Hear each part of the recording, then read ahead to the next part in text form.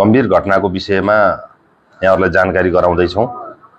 यो घटना करिब 3-4 महिना अगाडिको 2081 साल फागुन 11 गतेको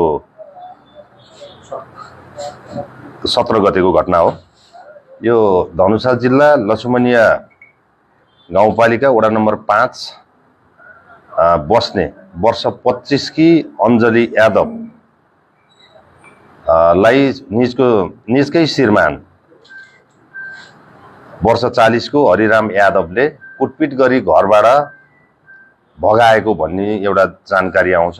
स्थानीय टोल छिमेकबाट प्रहरीलाई जानकारी आउन साथ इलाका प्रहरी कार्यालय महेन्द्रनगर र जिल्ला प्रहरी कार्यालय धनुषाको प्रहरी टोली खोज तलासको लागि खर्च खोज तलास गर्दै जाँदा निजकै घर चाहिँ अब ताला लागेको अवस्था रहन्छ।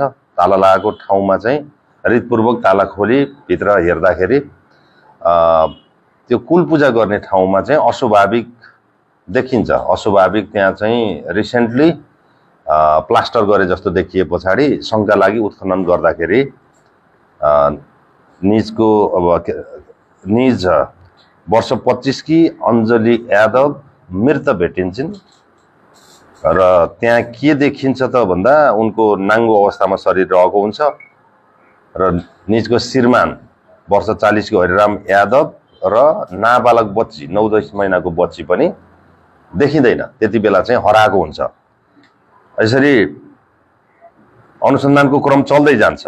चल्दै जाँदाखेरि मृतकको बुवा धनुषा जिल्ला लछुमनिया गाउँपालिका वडा नम्बर 5 बस्ने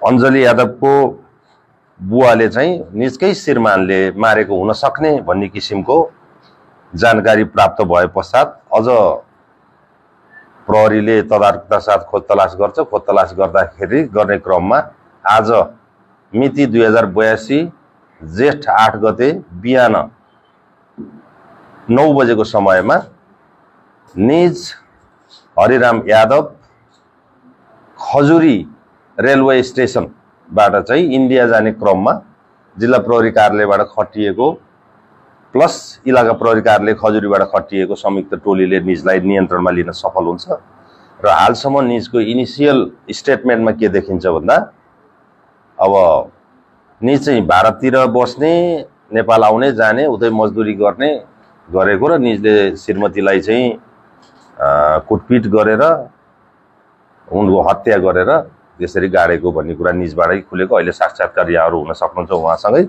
उनीसँगै र उनको छोरीको विषयमा जुन नाबालिग छोरी छन् छोरीको विषयमा अहिलेसम्म पत्ता लाग्न सकेको छैन र हाम्रो अथक प्रयास जारी छ र उहाँ त्यो बच्चीको पनि हामी खोज तलास गर्छौं र अरु अनुसन्धान क्रम चाहिँ चलिरहेकै छ। यहाँहरूलाई केही जिज्ञासा भए राख्न